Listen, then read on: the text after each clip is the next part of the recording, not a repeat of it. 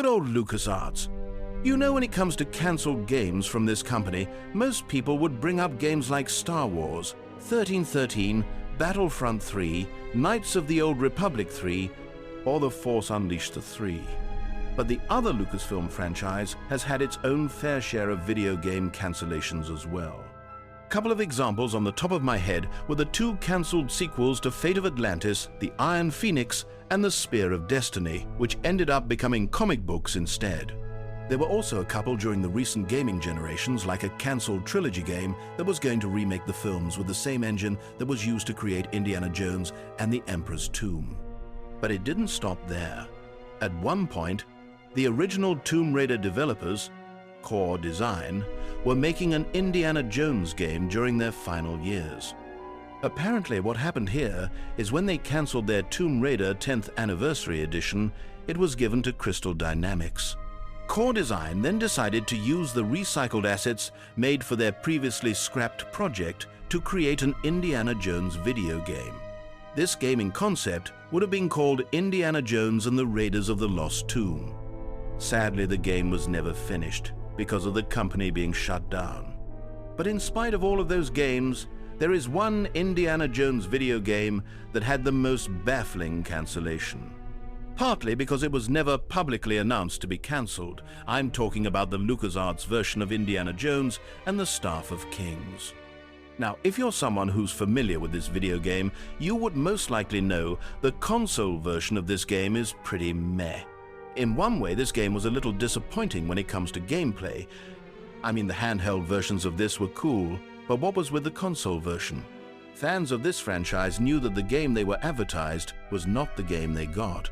And the first sign of this is when LucasArts released their first official trailer for the game.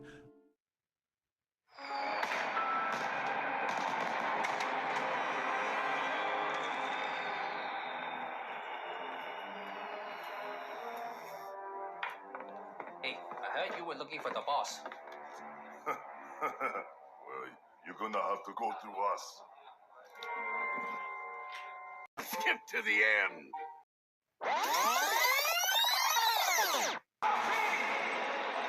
Just terrific.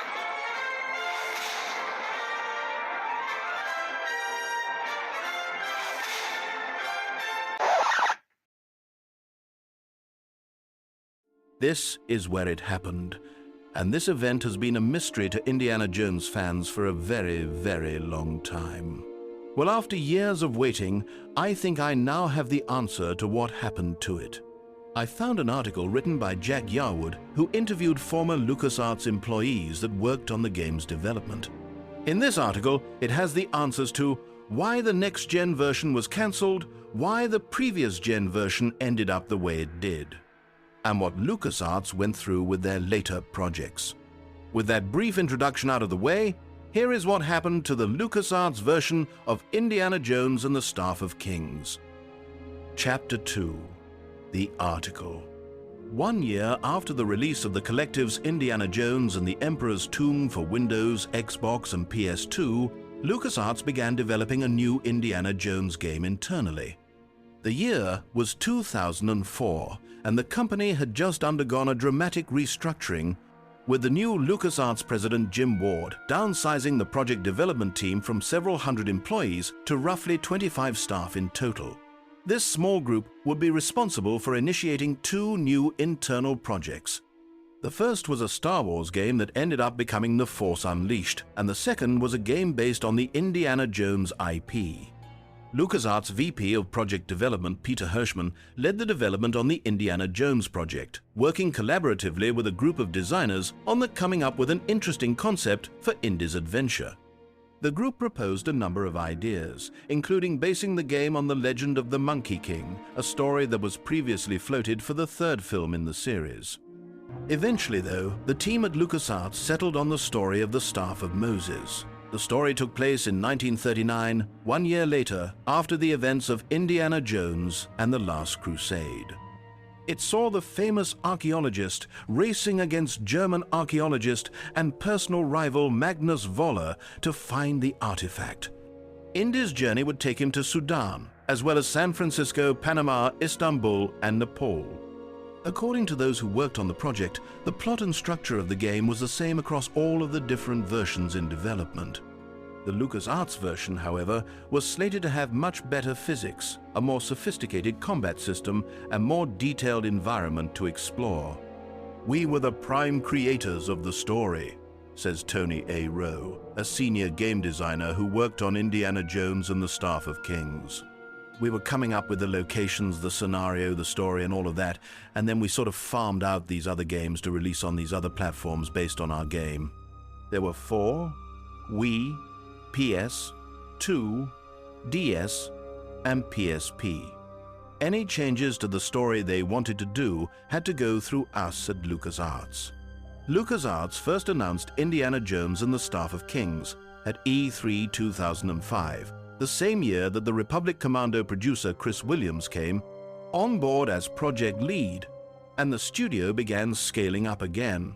But it wasn't until a year later in 2006 that the studio returned with some footage of the game in action. This trailer, in the style of a 1,930 seconds newsreel, highlighted the Euphoria ragdoll physics engine that the studio was building the game around, which would later be utilized on the other games such as Grand Theft Auto 4 and The Thrive. Force Unleashed to great effect. It also introduced players to a suitably next-gen phrase that served as astable of the game's design and a millstone around the project's neck. Never the same way twice. Clips from the video featured Indy throwing enemies into cars to demonstrate the different reactions that would occur, as well as highlighting the destructive nature of the game's environments. To accomplish this, the game was set to use not one but 2 new physics engines for the time, Euphoria and Digital Molecular Matter, or DMM. While Euphoria would handle the ragdoll physics, DMM would help simulate the objects in the environment, letting you bend, break, and shatter your surroundings. A number of ex-LucasArts staff tell me that this would have allowed Indy to pick up different objects to throw around with his whip, similar to Portal's gravity gun, but in practice, it was tough to get working. "We had to combine the 2 engines, but the 2 didn't talk to each other," Rowe explains. "You had a Euphoria object that worked with Havoc, which is a pretty standard physics system, and a DMM object, and when they hit each other, they would go right through each other. Our 2006 E3 demo is a prototype of what we wanted to do in the future," he adds. "So we show a lot of bodies flailing around in weird ways, and things exploding and breaking in interesting ways. That is really us trying to fake it, and then another year and a half after that, we were able to do that for real on The Force Unleashed, and we were getting there with Indy." To highlight these new systems, the level designers came up with a 3-tiered design structure to each location in the game. The first of 3 tiers involved exploration, with players being able to navigate an environment, find clues, get into fights, and talk to NPCs. Players would then encounter a PBEO, a physics-based entertainment opportunity, allowing Indy to solve some puzzles using his whip and objects in the environment. The stage would typically end in dramatic fashion with a final chase, as Indy would have to escape some pursuing threat. It was a really tricky proposition, but from a story perspective it was fun, says Brian Howell, a writer and designer on Indiana Jones and the Staff of Kings. "We got to do a lot of open-ended table setting. You could build an enemy camp, or you could build a bar or a dirigible, and you could set things up and you would have some really fun moments emerge from combat in that setting. But at the same time, sometimes, if things didn't go your way, the bad guys wouldn't be getting hit by stuff you wanted them to get hit by." LucasArts had originally projected a 2007 release for Indiana Jones and the Staff of Kings, but as the year approached, it became increasingly unlikely that the game was going to be ready in time. Whereas the external development teams were working to a much more accelerated schedule and were close to getting there on their respective projects, the team at LucasArts was struggling and were under no pressure to rush. In the words of one LucasArts developer, "It was our money to burn." 2007 would be a transformative year for the project, but for the wrong reasons. After missing the deadline, LucasArts shifted a number of staff, including the designers Tony Rowe and Stephen Chen, away from Indiana Jones and the Staff of Kings to focus on The Force Unleashed. In their absence, a new group of designers took over on the project, including God of War 2 level designers Chip Sprogner and Michael Chang, who had recently joined from SCE Santa Monica Studio. Rather than picking up where the last team had left off, the project essentially went back to square one. We started from scratch except for the story. One ex-LucasArts employee who wished to remain anonymous tells me that was the crux of the problem. When we came on, we looked at it like, what is going to be our structure?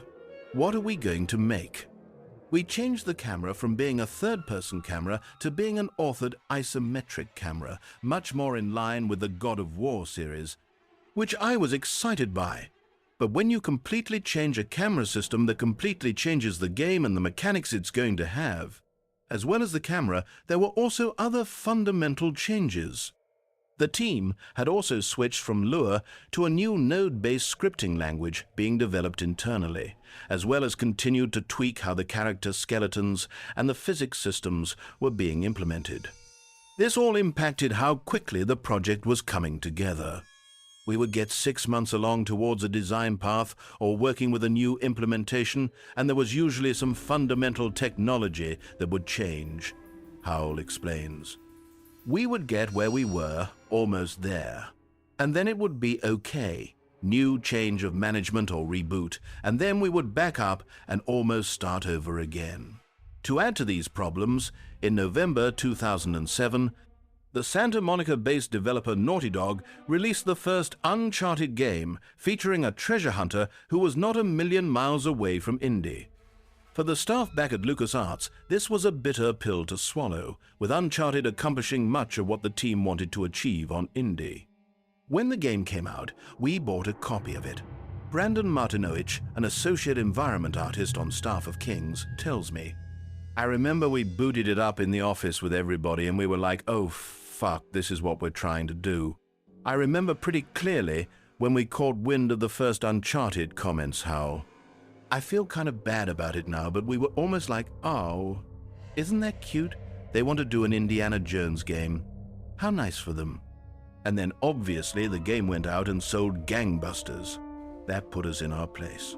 The next year was no less forgiving to the team, with the blows to the project continuing to pile up.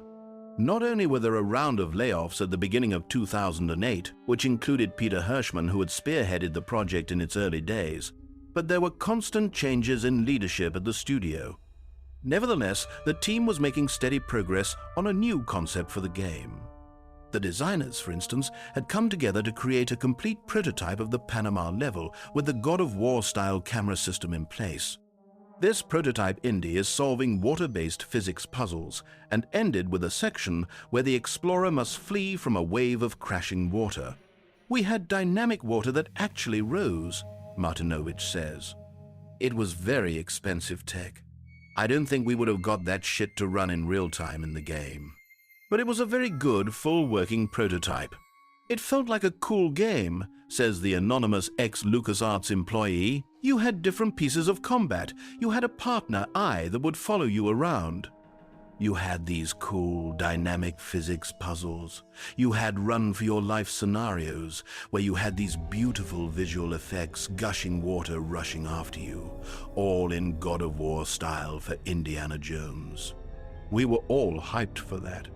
Then, once Panama was done, we took each of those level designers and we split them off into different worlds.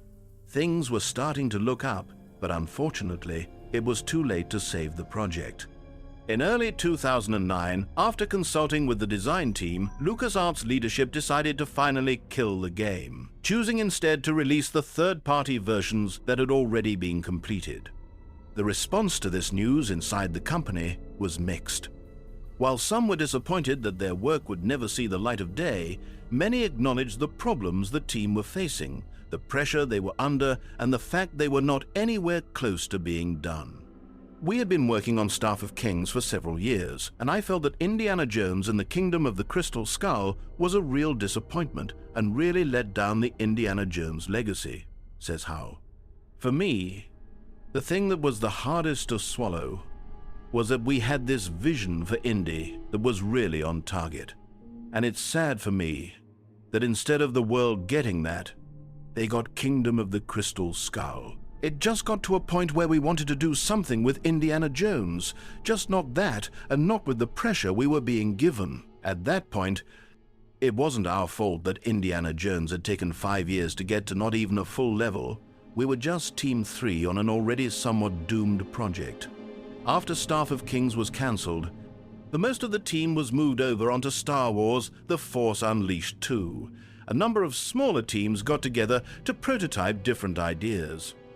Among these were a TIE Fighter dogfighting demo using pre-existing assets from other Star Wars games, as well as an Indiana Jones project taking advantage of what they learned on Staff of Kings. Those I spoke to for the piece compared this Indiana Jones to Crystal Dynamics' Lara Croft and the Temple of Osiris game. Both games were apparently promising, but in 2010 further layoffs put a stop to these efforts. What's strange about Staff of Kings is that it isn't your typical video game cancellation. If you want to experience it today, you can still technically play different versions of the story on a variety of platforms.